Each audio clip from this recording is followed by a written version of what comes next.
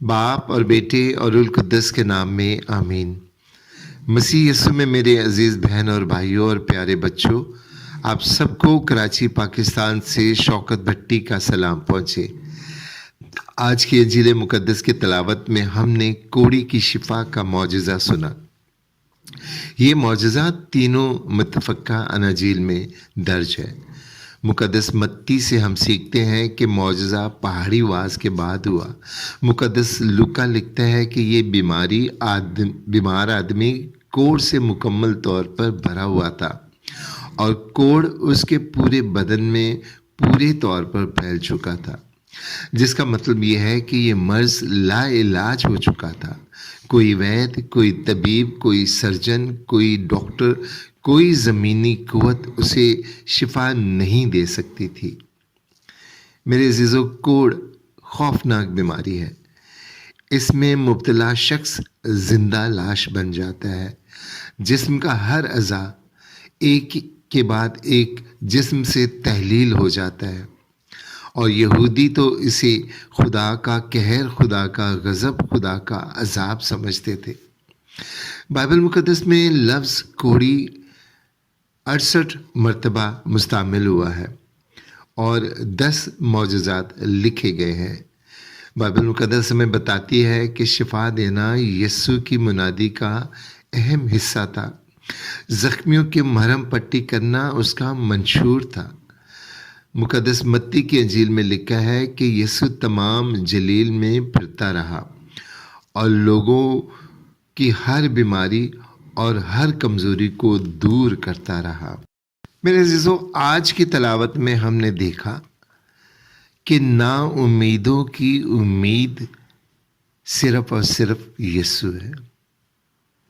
आप चाहे किसी भी लामर्ज बीमारी में मुब्तला हो, कैंसर, एड्स, कोरोना बीमारी के सबब से आपके गुर्दे फेल हो चुके हों, दिल का आर्जा आखिरी हदों को पहुंच चुका हो, दवाइयां बेअसर और डॉक्टर मायूस हो चुके हों, इस कोढ़ी की तरह आपके अपने भी आपसे मुंह मोड़ चुके हों, ज़माना आप पर थू थू करे, तो ईमान रखें कि एक हस्ती है जो आपकी मुंतज़र है, जो आपसे बेहद प्यार करती है, और वो कोई और नहीं, खुदावंद यीशु मसीह है। ये भी याद रखें कि अगर मर्ज़ हद से बढ़ जाए, मरीज़ बर वक्त डॉक्टर के पास ना पहुंच पाए, तो डॉक्टर यही कहता है कि आपने आने में देर कर दी। मगर खुदा यीशु के लिए मरीज़ चाहे 1 दिन का हो, 12 बरस का हो या 38 बरस का मर्ज़, उसे इससे फ़र्क नहीं पड़ता। वो सिर्फ इतना चाहता है कि आप ईमान रख कर उसके पास आएं। वो आपको मुकम्मल शिफा और भरपूर ज़िंदगी देगा। आज की तलावत हमें खुदा से मांगने का तरीका भी सिखाती है। मेरे अज़ीज़ों, कोढ़ी खुदावंद यीशु के सामने घुटनों के बल गिर गया। मुकद्दस लूका के इंजील में लिखा है कि वो मुंह के बल गिर गया, यानी कोढ़ी ने जिस्म के साथ साथ अपनी रूह से भी खुदावंद यीशु की ताज़ीम की, उसे अपनी इलाही हस्ती माना। शिफा अपना हक नहीं बल्कि खुदा का इलाही रहम जाना। इसलिए अपने आप को खुदावंद की मर्ज़ी के ताबे करे। हिकमत, आजिज़ी और फ़रोतनी से खुदा के इलाही रहम की दुआ करें। मेरे अज़ीज़ों, आज की तलावत में हमने सुना कि खुदावंद यीशु ने उसे छुआ और कहा कि मैं चाहता हूँ कि तू पाक साफ़ हो जाए। ये छूना सिर्फ छूना नहीं था, ये कोढ़ सिर्फ कोढ़ भी ना था। इस लम्स से खुदावंद यीशु ने उसकी बीमारी, उसके तमाम गुनाह भी उठा लिए। इशाया 53 बाब में लिखा है, यकीनन उसने हमारी ही बीमारियां उठाई, हमारे ही गम उस पर लदे हुए थे। حالانکہ ہم اسے مبروز سمجھے اور خدا کی طرف سے مارا ہوا اور ذلیل، تو بھی وہ ہماری ہی خطاؤں کے سبب سے زخمی ہوا اور ہماری بدیوں کی خاطر کچلا گیا۔ ہماری سلامتی کی تادیب اس پر تھی اور اسی کے کوڑے کھانے سے ہم نے شفا پائی۔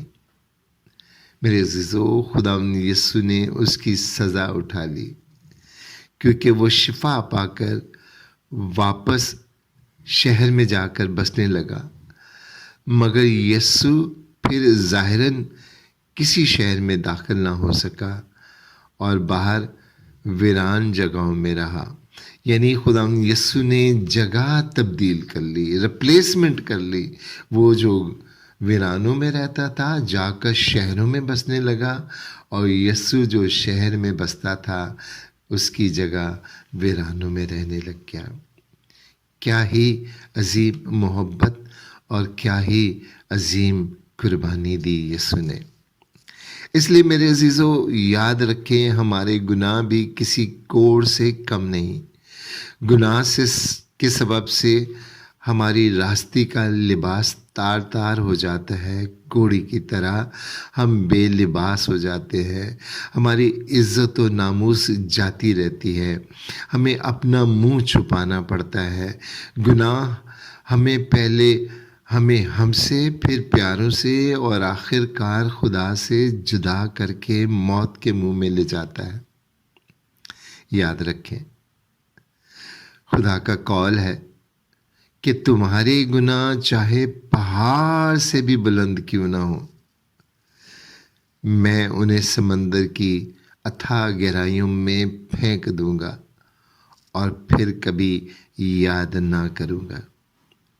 اس لیے میرے عزیزو، یسوع کے پاس آئے، جو آپ کے ہر داغ کو اپنے لہو سے دھو کر آپ کو پاک صاف کر دے گا۔ اس کوڑی کی طرح ایک نئی زندگی دے گا، معاف کر کے آپ کو جینے کا ایک اور موقع دے کر خدا کی بادشاہی میں شامل کرے گا۔ یسوع کے پاس آئے۔ خدا ہم سب کو برکت دے، آمین۔